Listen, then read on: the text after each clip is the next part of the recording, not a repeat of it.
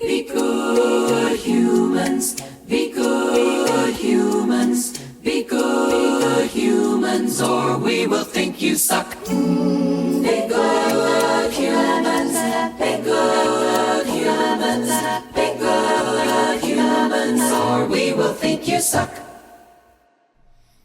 You okay? I'm a little tired.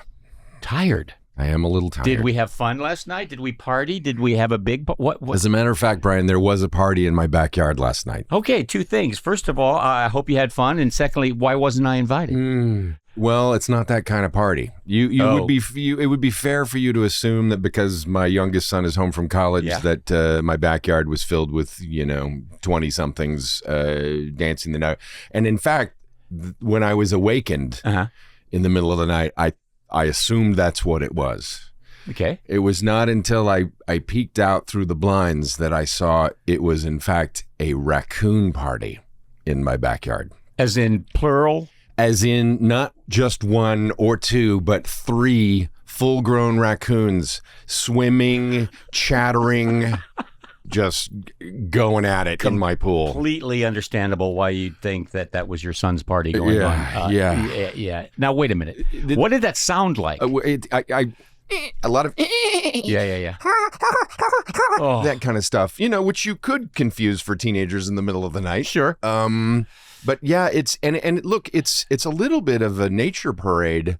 I don't know about your place, but at my place, between the raccoon parties, the pretty much every other night horrific coyote kills where they just howl to the moon over somebody's pet. Yeah, God bless it. And then bobcat. We have a bobcat who will stop by like once a month and just literally hang out by the pool, cool off a little bit. We stay as far away as possible. Do you call animal control? I have in the past, but then the bobcat is long gone by the time they show up. And what they actually ask you to do is take pictures of it, because then I guess they track through different patterns or whatever. Especially during droughts, they come down from the hills, and if you have a pool or if you have a fountain or whatever you have, they're going to be coming down. Yeah. Do you get some of that stuff in your backyard? Well, the raccoons for sure. Yeah. And the coyotes, I see them crossing my street all the time. But raccoons are so deceptively cute. Yeah, they look cute. But... And in all the cartoons, they're they're just awesome. And then I find when they're in my backyard, I see them at night. Yeah. I flick on the light because I can kind of hear them chattering like you, and they are digging up my grass. Oh, yeah. For all the grubs or whatever underneath. No, they're cute and they're dexterous, but they're kind of jerks. Yeah, and they're vicious. And they are vicious. And I think maybe people who don't live in Los Angeles, if you're watching and listening to us right now, you might not realize how many critters and creepy crawlers we actually have here, and I'm not just talking about people who work in the entertainment industry. There's actually a lot. The natural world and the way it collides with our urban environment is still pretty significant. Yeah, this morning I see them. They're in my. I don't know how they're getting in there, but they're long, fuzzy things. An insect I've never seen before, but there's always one or two on my kitchen floor. Oh, like some kind of larval stage caterpillar or something? You would think, but it's not. I had my buddy who kind of knows bugs. I took a picture of it, and he said, "Oh yeah, they're indigenous in trees usually." Oh, like, well, what are they doing on my kitchen, and how did they get in? Yeah, note to self: never walk barefoot in Brian's kitchen. Yes. Well, I have been affected by some creepy crawlies. Have you? Since I was a little boy. Oh. And I will tell you the one that the most. Wait, are these ones you like or you don't like? These are the ones I hate. Oh. Trey, I'm using the word hate here. Yeah, that's not like you. Hate and fear. Fear and hate. Hate and fear. Okay. What? The old saying that we fear what we don't understand? Yes. I just don't understand. And I'm talking about snakes. Oh, it's an Indiana Jones thing. Exactly. Why did it have to be snakes? Yeah. It's horrible. It's my fear and my hatred of snakes is real. Mm-hmm. It's very real. Mm-hmm. And it all stems, and I know the moment it happened. I was 6 years old. Yep. Dad packs the kids in the car and the wife and grandmas and grandpas basically in our big old station wagon. And he drives across country from Illinois to Washington State to visit our relatives. Oh, that's a good haul. And all this is in there and back in 2 weeks. But that's another story. Yeah. So I have two cousins that live there, Uh-huh. and they're 4 and 5 years older than me. Okay. So I'm 6 years old. Right. We're playing outside, or basically they're playing, and I'm just like, can I play? Or what are you guys doing? Just being that little kid, following them around. Sure. Being with the big guys, really feeling great. Well, my older cousin finds a snake in the yard. And he goes, oh, look, hey, you guys, a snake. And then my other cousin runs up, oh, cool. Yeah. And then I didn't want to be, because they've always kind of creeped me out the 2 times I had seen them, Sure. by the age of 6. Yeah. They've always kind of creeped me out. But I didn't want to be that guy. I wanted to be tough like my cousins, my big cousins. And I kind of tiptoed and shuffled over to where it was laying there. And suddenly, without any warning, my older cousin reaches down, picks it up, holds it up, and starts walking towards me. Oh, your cousin's like a raccoon. I freaked out, obviously. I turned around and ran as fast as I could towards the house. Of course. Now, as I'm telling you this story, I'm not kidding you. I'm picturing that doorknob at the front door, because all I have to do is get to that doorknob and turn it. Yeah. My parents, my sanctuary, my safety are on the other side of that door. Well, I didn't quite make it. Reaching for the doorknob, they caught me. They spun me around, slammed me against the front door. Oh, my God. And rubbed the snake continuously in my face. Okay, if there are any therapists listening right now, if you could please dial in immediately. We need help. I don't know. Santa? Yeah, I'm starting to fall apart over this story. It was traumatic for me. Of course it was. Which is, by the way, the reason I hate onions, and you know my hatred for onions. What, the same cousins hit you with onions? No. Well, they started it because when they rubbed that in my face, I now have a deep-hearted fear and hatred of snakes. Oh, wow. So about a year later, I'm now 7. It's my grandma's birthday, so Dad takes everybody to this restaurant, fancier than we're used to. Red Lobster. Basically. That was ours. Probably. Yep. But the table kind of came up to me because I'm sitting in the big boy chair. Yeah. The table came up to here, and I see the waitress put down a basket full of deep-fried donuts. The golden brown donuts. And I'm like, oh, wow. And without even asking, I just reached, I grabbed one, and I took a bite. And as I'm pulling it out, this snake looked like snake skin. This snake-like thing is being pulled out of my mouth. And it looked just, as I said, like a snake. And it was actually an onion ring. I'd never had an onion ring. So to this day, I can't stand onions because of that moment in Washington. It's interesting to see that it's connected to snakes. Yes, I wouldn't have put that together. But I mean, okay, so all right. Well, snakes, understandable, totally. A lot of people are afraid of those. I'm not a big fan of rats. No, rats. Oh, I can't stand them. If I even see a mouse, a rodent, a mouse. Look, if it doesn't have a funny fuzzy tail, then it freaks me out. Even little lizards and things. But yeah, I don't mind those. But but what's interesting about those is that they go after the other major creepy crawler, which there are lots of in Southern California, but all over the world, obviously. In fact, I think, if I have this statistic right, they blanket the globe 8 or 9 times. But bugs, insects, right? Well, the insect I hate most. Let's keep things positive for a second. Okay, the insect I like the most. Are there any most. insects you like? The stuffed ones, like stuffed animals. Oh, come on. There's got to be a bug you like. I can give you one right now. A butterfly. I like butterflies. Of course. And where do you come out on? Because where you and I grew up, they were called lightning bugs, fireflies. Loved lightning bugs. Right? Those are the most magical things on earth. And I will make, I'll confess something. What? Please don't judge me. I was a little kid. I'm going to judge you anyway. But you're from Oklahoma. Yes. I'm from the Midwest, Illinois, both rural areas. And we would catch them. We would put them in a jar. Yeah. And then we would take them up on the porch. Yep. I know where this is going. Why did I start this? Because you're going to need to know now, and I wish I had. But we would rip the light thing off. Yeah. And we would make rings. Out of grass?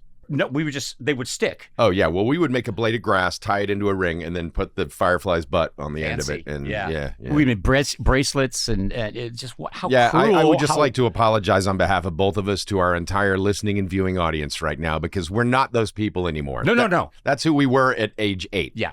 That's not who. But what you did. Lightning bugs, fireflies, roly-polies. I'm still a big fan. I just think they're amazing. Those are cool. I think, are they what my grandma used to call potato bugs? Yeah, sometimes they call them that. Yeah. And then one that I know you'll vibe with, and it's a big thing in Chicagoland right now, or at least has been over the last few weeks, is cicadas. Oh, yeah. The sound. To me, that is the soundtrack of summer, right? When you hear that. Yeah. like that is Tulsa, man, in July. Did you ever walk? Because cicadas can get pretty big. Oh, yeah. Did you ever walk under a tree and one falls on you? It's terrifying. They're not much to look at, but it's a pretty cool sound. And also, recently in Japan, it was like I was in Tulsa again because it's very humid and they had cicadas, and it was just, I love that symphony of sound. Yeah, I agree. But okay, so now let's talk a little bit about bugs that we don't like. Wasps! Okay, wait. That's an easy one. I'm going to give you another one. Okay. Have you ever seen a Jerusalem cricket? I don't know. Look there. That is a Jerusalem cricket. Ooh. Okay, now, this is the craziest bug I've ever seen, and apparently it's mostly here, at least here locally, it's mostly in the West San Fernando Valley or out in the Inland Empire, wherever it gets super, super hot. Uh-huh. Right? So this is a form of cricket that is, it's this big. It's huge. Really? Okay? And you'll see it slowly lumbering across your patio, and first you'll hear your kids screaming, "Please, Daddy, do that!" And then you go out and you look at it, and then you got to be the brave guy, but you don't want to go anywhere near this thing. But it's actually like, in fact, I looked this up, and I was amused by the way they describe it online as a large, brownish, awkward insect. It is awkward. It's basically like a gentle giant. It couldn't hurt a fly, literally. It doesn't. Jerusalem, so I mean, it's going to be true. gentle. It's very gentle, docile. But it lives underground. It only comes out at night, but then occasionally one will fall in the pool, and then it swells up to like 3 times that size. Great. It's like a softball. Great. It's an insane bug. So I'm not a fan of those, even though they don't really represent a threat. Right. And then of course mosquitoes. Oh well, they love me. My mom dropped me off at the pool one time as a kid, and they wouldn't let me in because my legs were covered. Oh yeah. With they just love me, and I know other people that are like this, but I could go anywhere, and I taste good, I guess, to a mosquito. Yeah. And my legs were just filled with scabs, and they wouldn't let me swim in the pool with the other kids. Those things are awful. And then like fruit gnats or like those little sweat gnats or whatever. They're like kind of annoying. I hate that stuff. But yes, you said it first. You went straight to the. I went to wasps. Yes, wasps. Wasps are like they're worse than raccoons. They are. They're just such jerks. I was going to say a dirty word there, but yes, they're just mean. a-holes. Yeah, they're mean. They you don't feel like they exist for any other reason other than to just hurt you. My bedroom was on the second floor, and every summer there would be a wasp nest. Yeah. Outside. Yeah. Is it wasp nest or wasp's nest? I don't know. Whatever it is. Would I look like an expert? Outside my bed, you really do. You like the guy with the glass thing with pins and the butterfly. It would be outside my bedroom window. Every year we try to get rid of them, and using, inhumane ways, of course. the sprays. Yeah, well, you and I are from that generation. Exactly. Dad would like roll up a paper and light it, and just not to set it afire, but just to smoke them out. Yeah, here, throw some DDT on it. Yeah, and somehow this was year after year after year, and somehow they got into my room. I had a screen. Yeah. We didn't. They're industrious. We didn't have air conditioning, but so I'd always have the window open, and they would get in there. They would just. And they're flying around. I have been stung by. And you know why? They get in there because they solely exist to hurt you. Yeah, that is their only purpose. They're driven. They're driven. But let me ask you this: the sting really hurts, by the way. Oh my God, it hurts. Yeah. But where do you come out on bees? What do I know about bees? Yeah, what do you know about bees? Not a lot about bees. I know this, that bees come after A's and before C's. I know that. Wow. I know, linguistic humor. I know that. Wow. That's about that. Well, actually, in preparation for this here show, doing a little research, and I found out, and I didn't know this, that honeybees are vital to our ecosystem. Yes, this is true. And yet, within the last year or so, I was out at Oxnard just visiting some friends, and I felt this sudden overpowering pain in my pinky toe, like I stepped on glass or something. And I looked down, and I had actually just stepped on a bee. Yeah. And I had forgotten. I mean, it had been since I was a kid that I was talking about. That hurts. Yeah.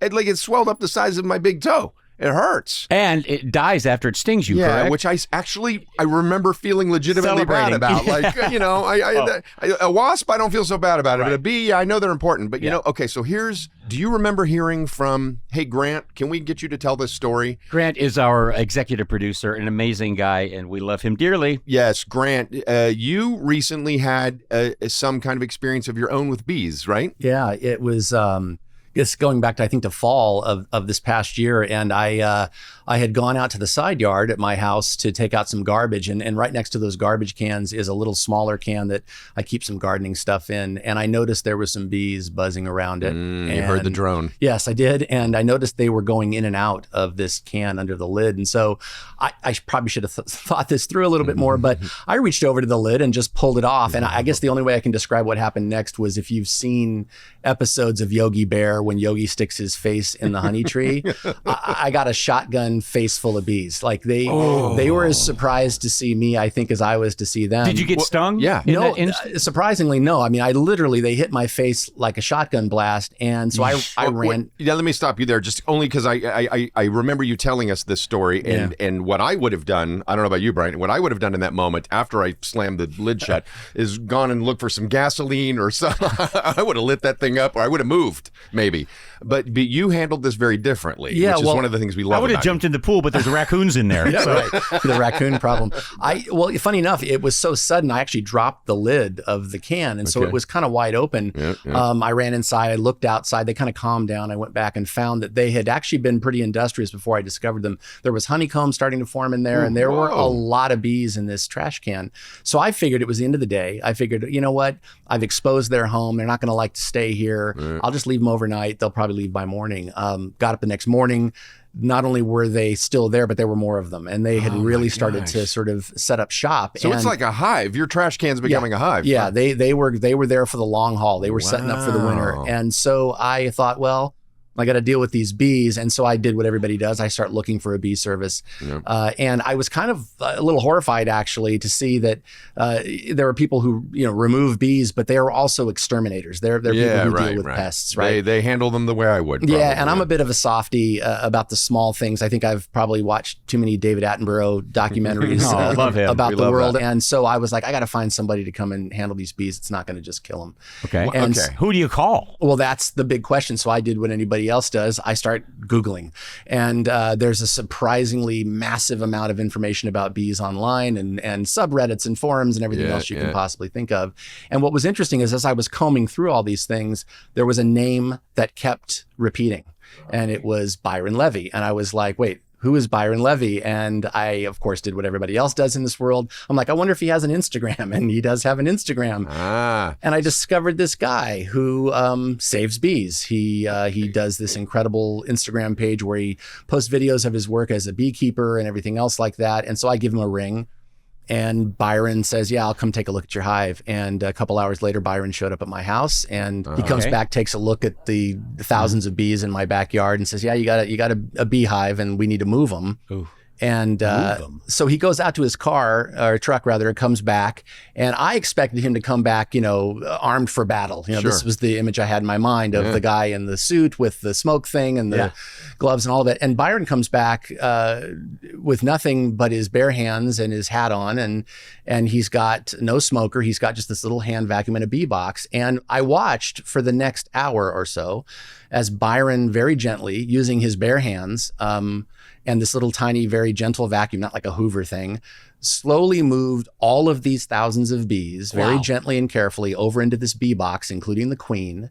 And then, and the whole time I'm asking a string of silly questions about bees. There's nothing silly about this, because so far this is like, I can't imagine how or why you would do it this way. I mean, literally using his bare hands at times. And he seems so unafraid of these bees. And he's educating me about bees the entire time. He's talking about wild bees versus domesticated bees and why they're so important. Right. And then when I thought it was all over, because all the bees seemed to be gone, this was where Byron moved for me from a really interesting human being into a very good human being, because I was like, well, I guess that's it, honey. He said, yeah, you know what? I'm going to hang out for another half an hour or so. And I said, why? And he said, well, there's some stragglers. And he said, they're out working right now and they're going to come back and wonder where all their buddies went. So Byron and I sat on my side yard for another half an hour and talked, while one at a time, all these straggler bees came back, and Byron very gently kept moving single bees over into the box with his bare hands again. With his bare hands, amazes me. And what was really interesting was they settled down. It was getting towards evening, and Byron said, "Look, there's probably going to be 15 or 20 that are going to come. I got to get out of here, but they're going to come later, and they're not going to know where their friends went. Don't worry, they'll fly off by the next day." And I could tell that Byron was a little heartsick about the fact that there were a couple that were going to be left behind. No kidding. It really bothered him, and I thought, wow. What an interesting guy. And what a great conversation to have. An interesting guy, a great conversation to have, and very clearly a good human. And this is how efficient this show is.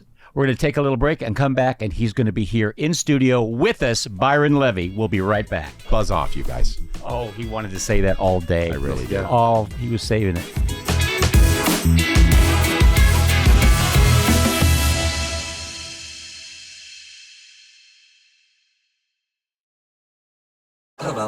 Be good humans, be good humans, be good humans, or we will think you suck.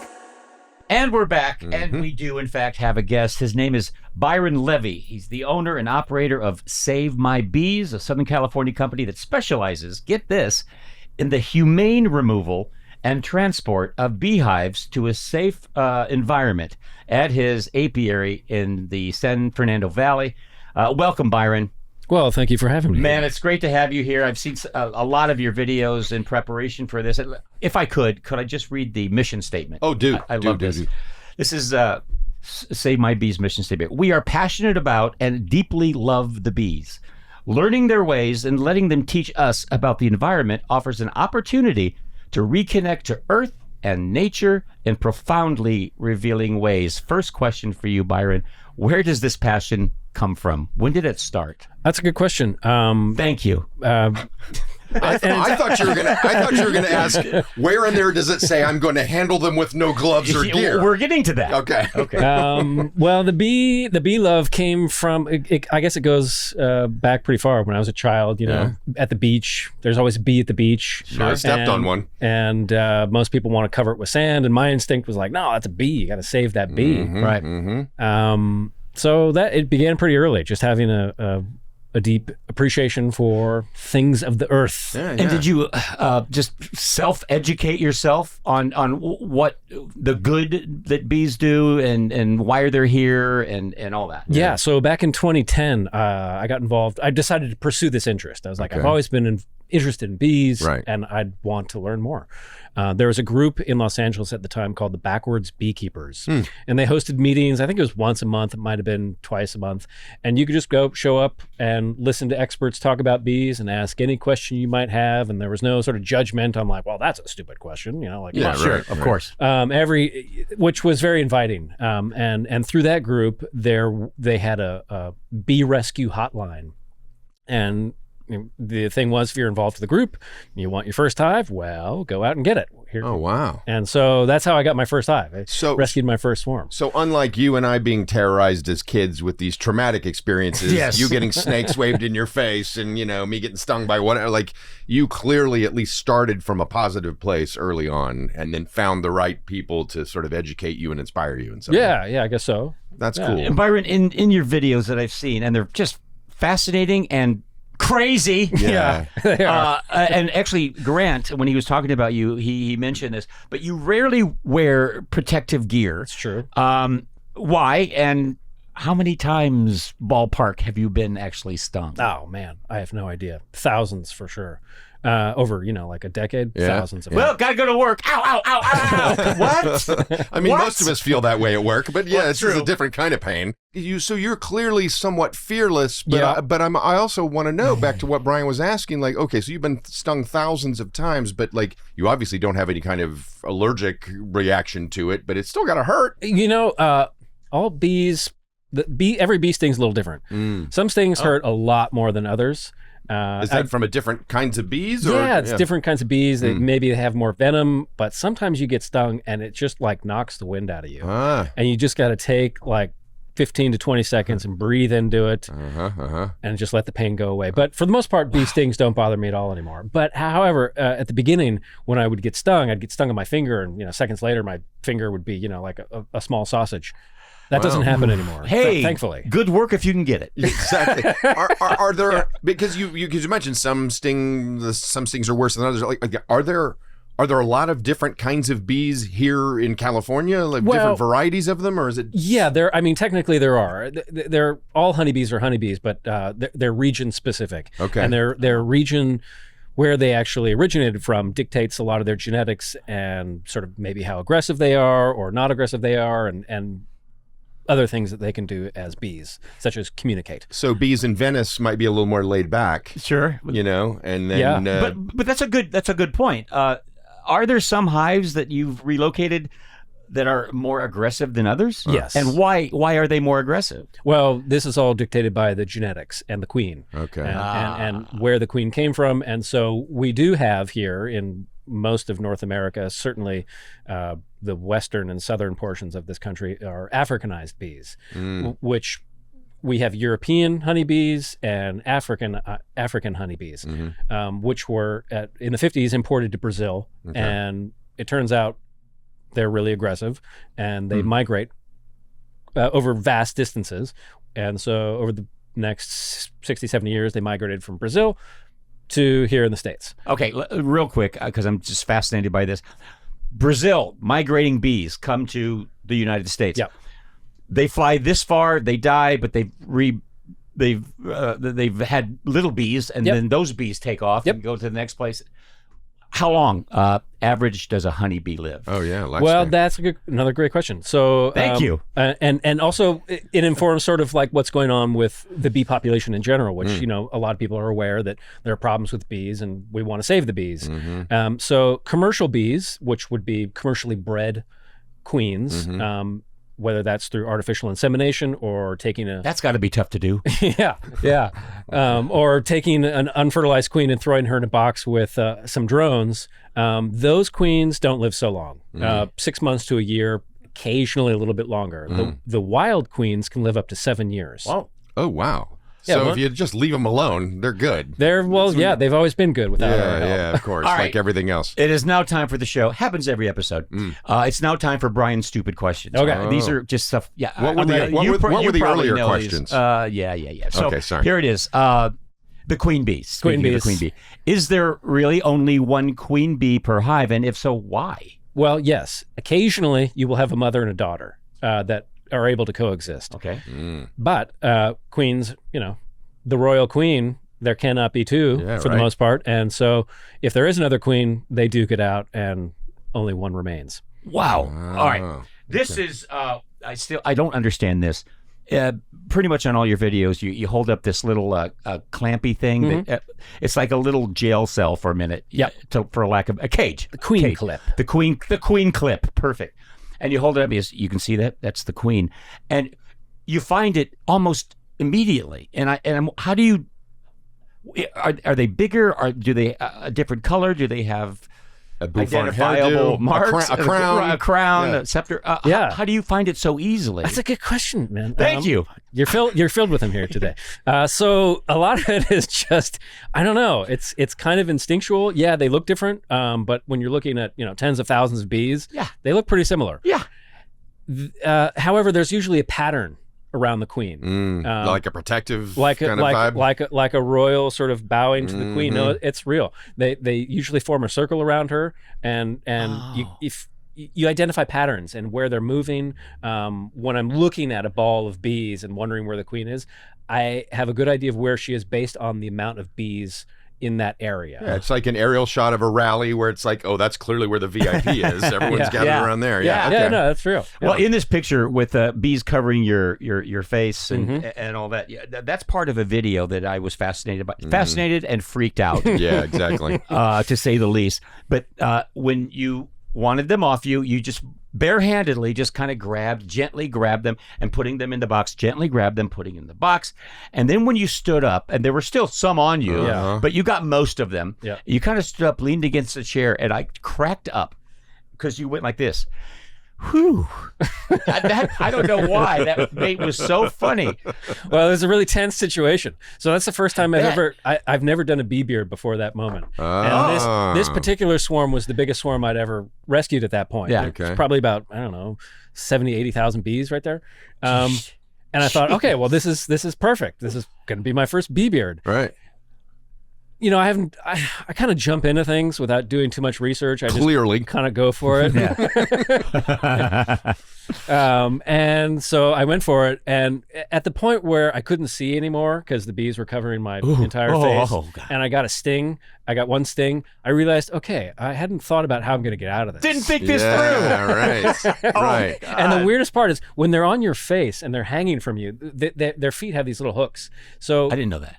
It feels like a tingly feeling all over wherever they're attached to your face or whatever, any part of your body. So that gets a little bit uncomfortable when it like is pulling your face down and you get stung once. And once you get stung, that stinger releases a pheromone that tells the other bees, this is a dangerous person or thing. Get him. Yeah. Did you guys hear that? The sound of everyone listening squealing in their cars or at home. Yeah, that's what's happening inside. Once you get stung by a bee. But I will say this, like when you look at photos like that and you describe the bee beard, I mean, it does speak on behalf of bees being fairly docile and just inquisitive creatures, right? Well, and that goes to most insects, including wasps. Oh, here we go. Come on. We brought you in here to spread love for bees. We don't like wasps. Well, buddy, let me tell you. But okay, wasps, as well as bees, obviously little creatures that are misunderstood. But do you get calls about wasps? Yeah, I do. The same. You can't do the same thing with barehanded. No way. Okay. But it depends on the wasp. So yellow jackets are as mean as insects can be. That's what comes to my mind when I think of a wasp. The yellow jackets are the ones that are trying to eat your hot dog at the park. Yeah. You know, they're carnivorous. Their stings hurt just about more than anything. Yeah. But there's another wasp that looks menacing, but is as gentle as can be. It's called a paper wasp.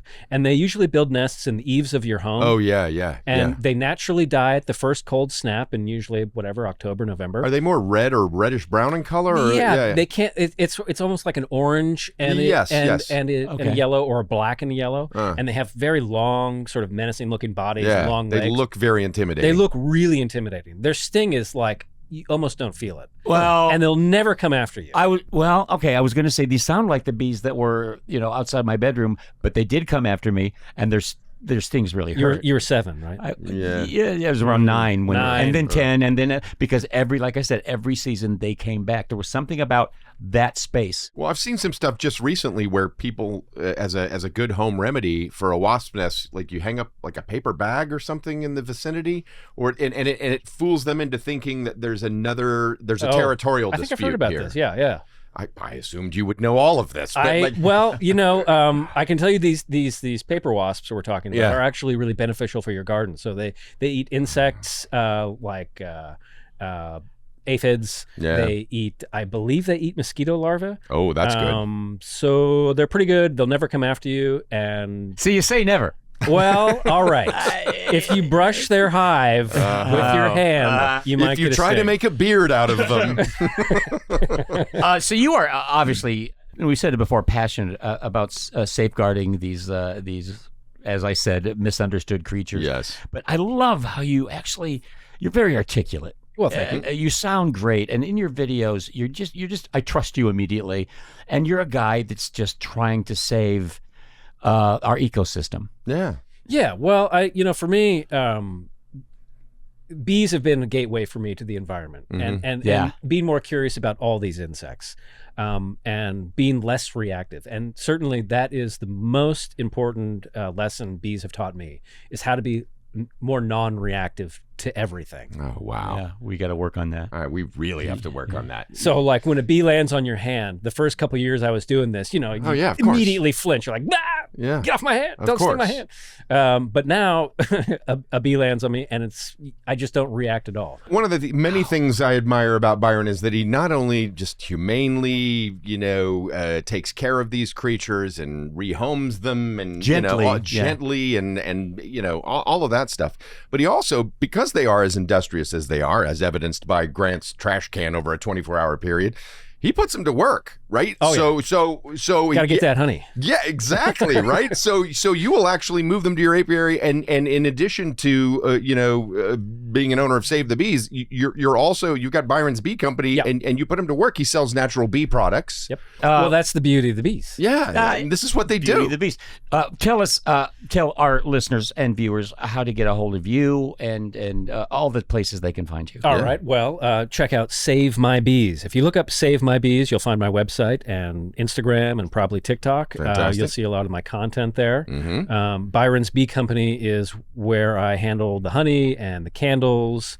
Hey, look what he brought us. Wait. This is great. Oh, yes. Look. Swag. First of all, swag. bee candle. Yeah. Yes, look at that. That's my signature teardrop shape right there. And these are, and if I'm not mistaken, this is like these are local bees. This is LA made, right? LA made, local bees. That beeswax, all of it comes from bees that were saved from extermination. Are you're making these? I am. How do you? All right, that's another show. Wow. And this, I smell a little 405. he brought us each a coastal wildflower honey, a jar of his honey. Yeah, Wow. I'm gonna crack this open. That is super cool. So when you have a lot of bees, you got to have a lot of space. You can't just have one. I mean, you can have one apiary, but it's got to be pretty big. Yeah. So I picture at your house, like there's honey for toast, there's honey for tea, there's honey in every different form. Does your significant other call you honey?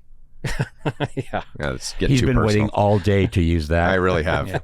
That and buzz off. Dude, this is delicious. You got to take I want some. That is We're supposed to really- have like a little dainty spoon or something, but like whatever. I'm going to. So this particular batch is from Malibu. Oh my gosh. I could taste the Malibu in it. You really could. Yes. Quickly, I'm sorry. I know we're running out of time, but quickly, if you could, how do you make honey out of honeycombs?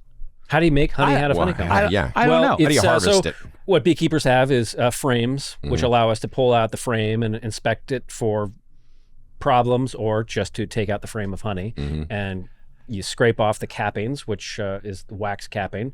Throw it in an extractor and spin it out, and then from there it goes straight into bottling or buckets or In a liquid form? Yeah. Okay. Yeah. Amazing. Surprised I didn't know that. Amazing.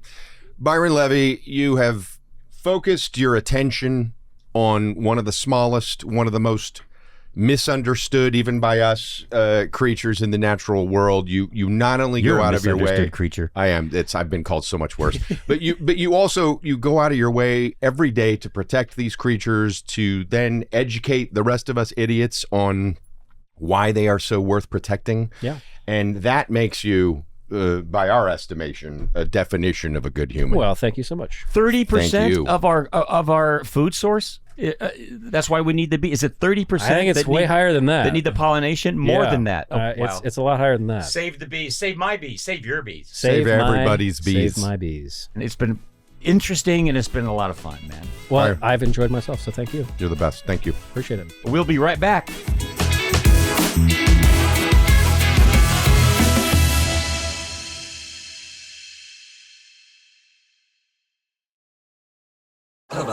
Be good humans, be good humans, be good humans, or we will think you suck.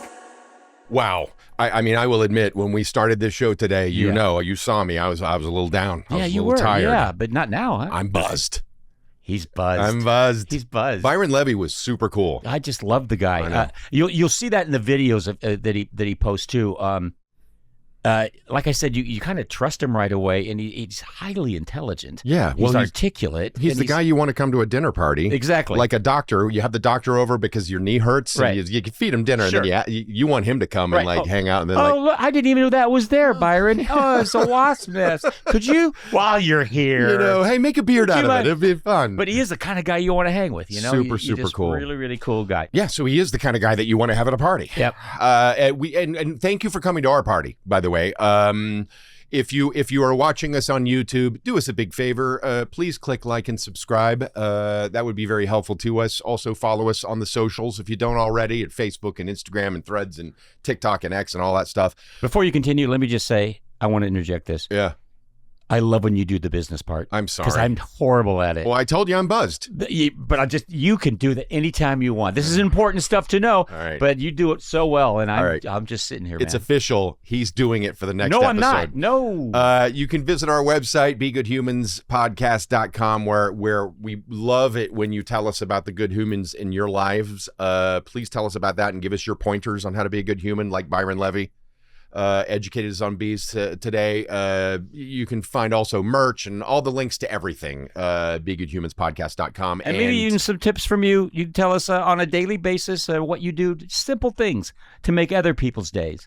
That is correct. Feel a little better. Please do that. And then if you feel like being an especially good human, join us on Patreon. You're going to get all kinds of fun extra stuff. Bonus material didn't make it into the show, some exclusive videos and posts. We're even going to do some occasional live Q&As where I'm thinking we might lather Brian with honey and then cover him with bees. What is it with me? And he wants to see with my. It's nothing we haven't seen before. Everyone's completely. Just be comfortable with it. I was young. I needed the work. Okay. Bottom line, you will get some cool, exclusive access to special stuff you can't get for free on this podcast right here or through the social media accounts. So what we're both trying to get across is, be good humans. Be